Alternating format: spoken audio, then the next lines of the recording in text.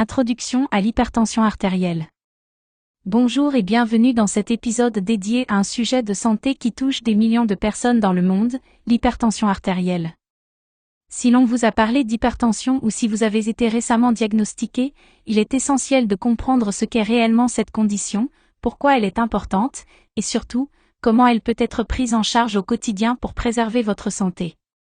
Commençons par les bases. L'hypertension artérielle, également appelée tension artérielle élevée, est une condition médicale dans laquelle la force exercée par le sang contre les parois des artères reste constamment élevée, au-delà des valeurs normales. Mais que signifient exactement ces valeurs?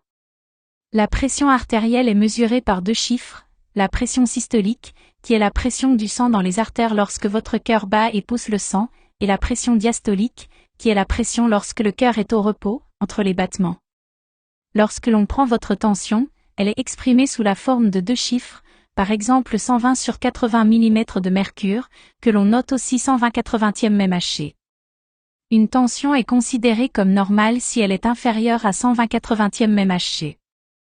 Entre 120/80 et 140/90, on parle de préhypertension, un stade où le risque est déjà accru, et au-delà de 140/90 mmHg, on parle d'hypertension. Alors, pourquoi cette condition est-elle préoccupante? L'hypertension, si elle n'est pas détectée et contrôlée, peut augmenter considérablement le risque de maladies graves, comme les maladies cardiaques, les accidents vasculaires cérébraux, et même l'insuffisance rénale. C'est pourquoi on la surnomme parfois le « tueur silencieux », elle peut évoluer sans symptômes apparents pendant des années, jusqu'à causer des dégâts importants dans le corps.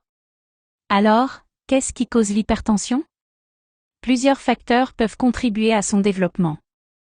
On peut les classer en deux catégories, les facteurs modifiables, sur lesquels vous pouvez agir, et les facteurs non modifiables. Parmi les facteurs non modifiables, citons l'âge, avec les années, les vaisseaux sanguins perdent de leur élasticité, ce qui augmente naturellement la pression. L'hérédité joue également un rôle, si vous avez des proches parents hypertendus, votre risque est plus élevé. En revanche, les facteurs modifiables concernent des aspects de votre mode de vie. L'alimentation est un exemple majeur.